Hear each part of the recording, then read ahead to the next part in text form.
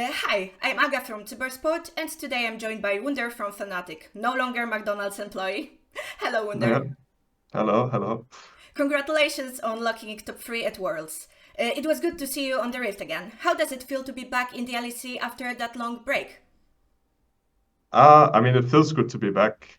Obviously, it's not like normal LEC where you just play one best of one kind of stuff, right? It's I go back in, I prepare like for 1 week against one opponent that I potentially had to play 5 games, which happened.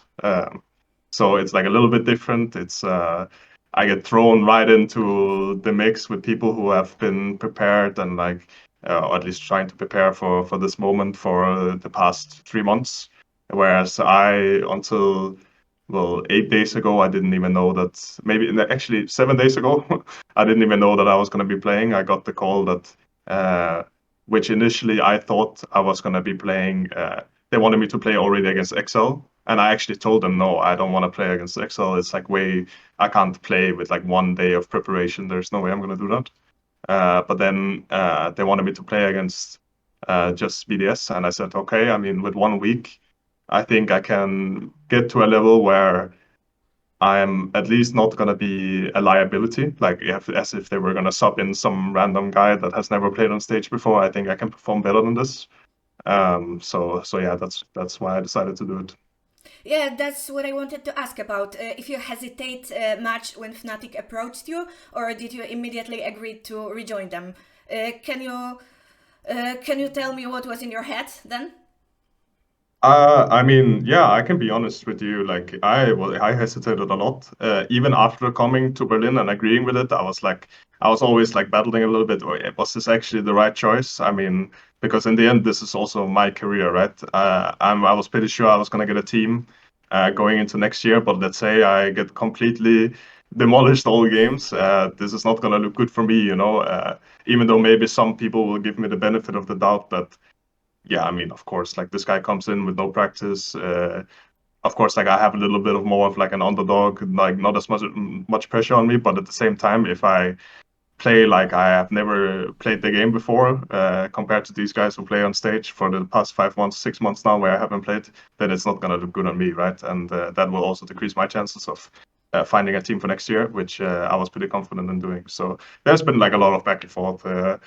With me. Like you could say, I hesitated for sure, yeah, but I ended up, I think, making the right choice. Yeah, I think it was the right choice too. I wanted to ask about the team environment right now. You know Razork and Humanoid pretty well, but you hadn't played with Noah or Trimby before. Are you guys Mhm. having fun together, and how was the practice these last days? I mean, of course, like I think the team environment is very much the same. I mean, it's not bad, but I think there's like they do a lot more together now, and of course, like ever since I started playing with the team now, I'm staying in the office basically 14, 15 hours a day practicing and like trying to get in shape. And most people also stay in the office and even after scrim hours and a little bit before as well. So that's for sure a change compared to the previous Fnatic iteration that I was on, where I mean people are like in the same room at least with each other. Maybe still there's not like the gaming house vibe, but there's like a little bit more camaraderie in that sense. Okay, got it. We don't know much about Oscar's situation, so are you staying with the team for longer, or you just part ways soon?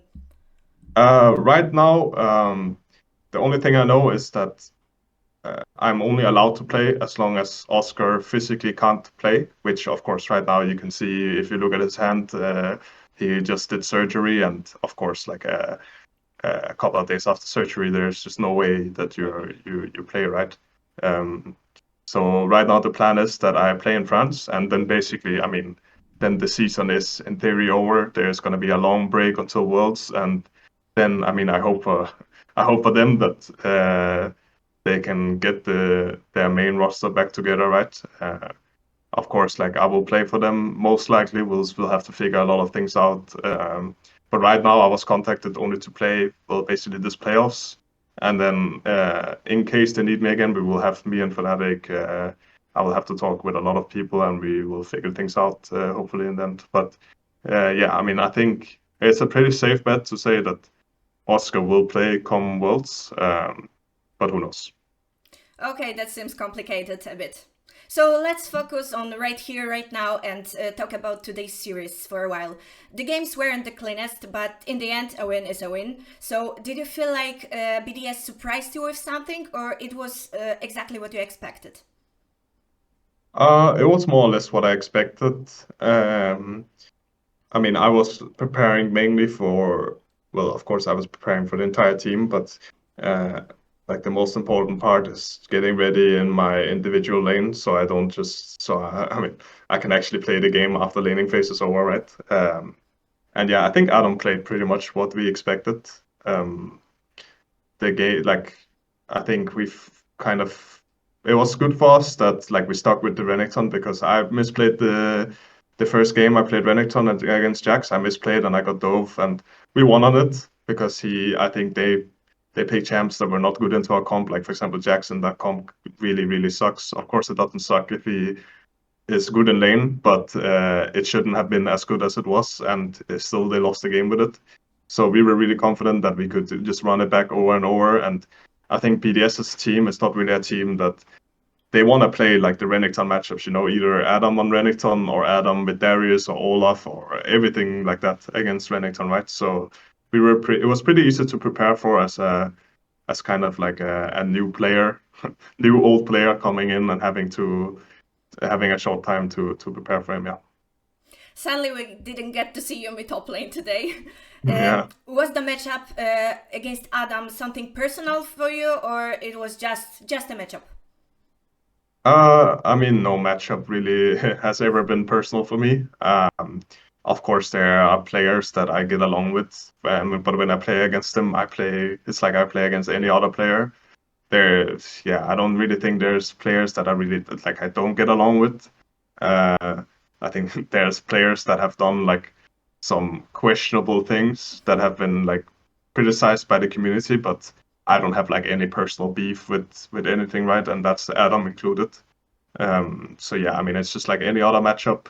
It doesn't really matter when I load into the game, like who I'm really playing against. And yeah, I mean, I did this. It was not personal for me, but it was personal in the sense that, of course, like I have friends on Fnatic. I mean, it doesn't actually matter for me if we win or lose, besides like my reputation, right? I'm not the one most likely that's gonna be playing Worlds, but I'm like happy I could step up and be there for some of the friends that I've made on Fnatic when I was there, and I could do it for them. So that's really good to hear that you are still in good relations. And speaking about your plans, your reputation, etc., what are your exact plans for next season? I mean, you're aiming exactly for LEC, or would you consider offers from NA or, for example, ERLs too? Well, my plan is now I'm gonna be playing this remainder of playoffs with the Fnatic. And then shortly after, I'm actually leaving for Korea, and it was planned before I was even contacted that I was meant to go there and get in shape, play some solo queue, and then I would entertain offers here.